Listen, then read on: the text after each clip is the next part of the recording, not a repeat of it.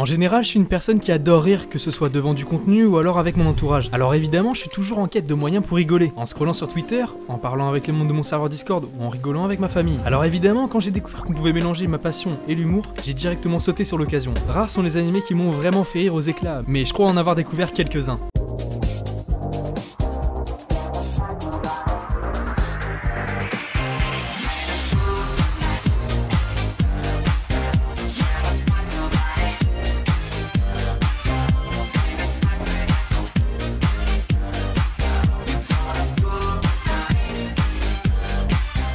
Yo, salut à tous, c'est Zensu, comment ça va? Et aujourd'hui on va faire preuve de beaucoup d'originalité en parlant de 3 animés à regarder pendant le confinement. Ah merde, c'était pas ça. Bon, on va donc faire preuve d'encore plus d'originalité en parlant de 3 animés vraiment drôles. N'hésite pas à lâcher ton plus gros pouce bleu, ça aide grandement la chaîne, et à rejoindre mon serveur Discord, le lien est dans la description. D'ailleurs, j'ai créé un Utip, donc si tu souhaites me soutenir de manière totalement gratuite, et j'insiste bien sur le gratuit, tu peux aller regarder une pub là-bas. En plus, je pense pas qu'on ait grand chose d'autre à faire en ce moment. Avant toute chose, je tiens à te prévenir qu'il n'y aura sûrement pas l'animé qui t'a fait le plus rire dans cette vidéo. Et oui, j'ai fait le choix d'en citer que 3, mais on peut quand même décerner une mention honorable à Gintama, Prison School ou encore Sakamoto Desuga. Les animés que je vais présenter sont sûrement à tes yeux des animés hyper connus, mais sache qu'une grande partie des gens ne les ont pas forcément vus. N'hésite pas à rester jusqu'à la fin pour découvrir un animé que tu ne connais certainement pas. Là, on va parler d'un animé absolument génial, Saiki Kusuo, de son vrai nom Saiki Kusuo no Psinan. J'ai découvert cet animé par hasard en scrollant sur Netflix, parce que oui, parlons-en, Netflix est une plateforme de streaming incroyable, mais avec la masse de contenu disponible sur la plateforme, il faut avouer que c'est super difficile de se décider sur le programme à regarder. Bref, revenons à nos moutons. Dans Saiki Kusuo, on suit l'histoire de Kusuo, un jeune homme qui, depuis sa naissance, possède des pouvoirs surnaturels. À vrai dire, on ne sait pas vraiment d'où ça vient car aucun autre membre de sa famille ne possède de tels pouvoirs. Kusuo peut par exemple utiliser la télékinésie et remettre un objet ou une pièce en état. Il peut aussi, en touchant l'objet, savoir ce que les gens ont fait avec ce même objet. Il peut aussi utiliser ses pouvoirs afin de manipuler toute la population du globe. Par exemple, en leur faisant croire que la couleur des cheveux, comme le rose ou le vert, sont des couleurs normales, car lui-même possède de cheveux roses. On suit donc Kusuo dans sa vie quotidienne, mais aussi sa routine et ses petites galères.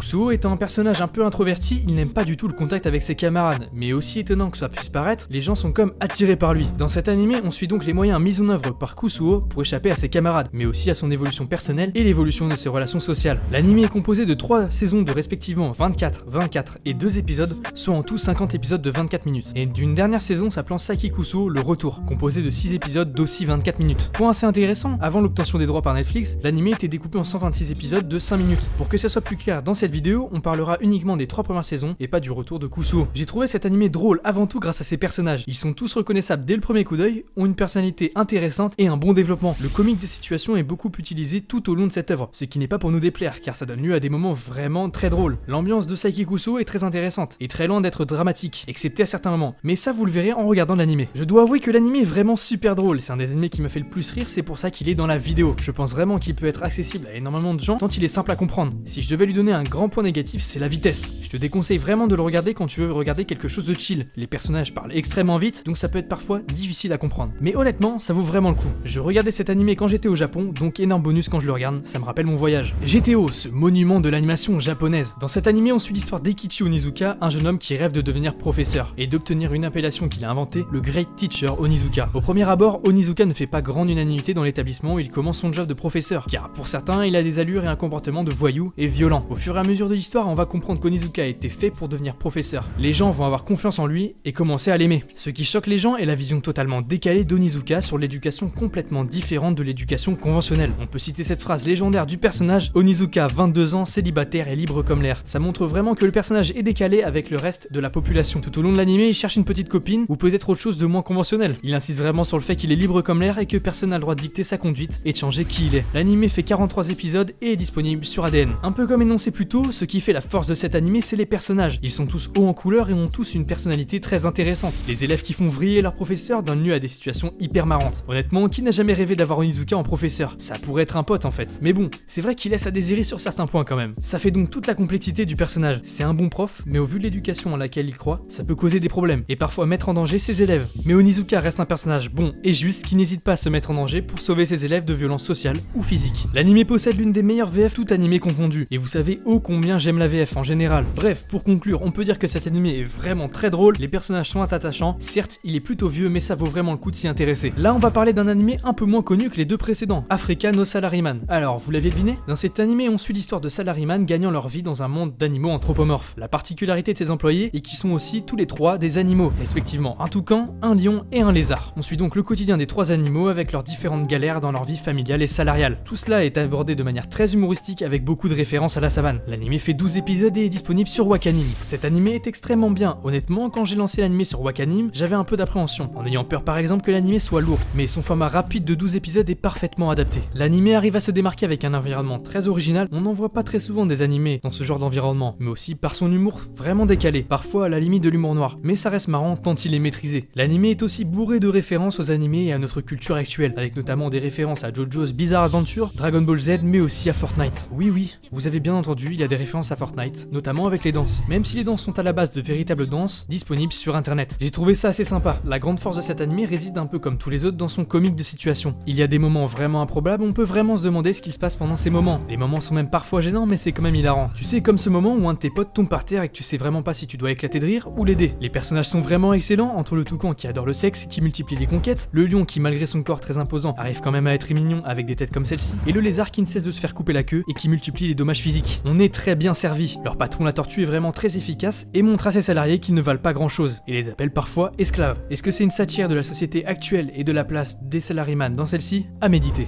Voilà, c'est la fin de cette vidéo en espérant qu'elle t'ait plu. C'était un vrai plaisir de la faire, surtout en parlant d'animés comme ceci. Si tu cherches à rire, alors tu es à la bonne adresse. Les trois animés sont respectivement disponibles sur Netflix, ADN et Wakanim. N'hésite pas à me dire si tu as passé un bon moment en les regardant. N'oublie pas, si tu veux, tu peux me conseiller des animés que je dois regarder en 2020 pour faire écho à cette vidéo. Pense à lâcher ton meilleur pouce bleu et à t'abonner. Ça aide la chaîne à un point que tu peux pas savoir. N'hésite pas à partager la vidéo si celle-ci t'a plu. En tout cas, on se dit à la prochaine, c'était Zensu. Salut!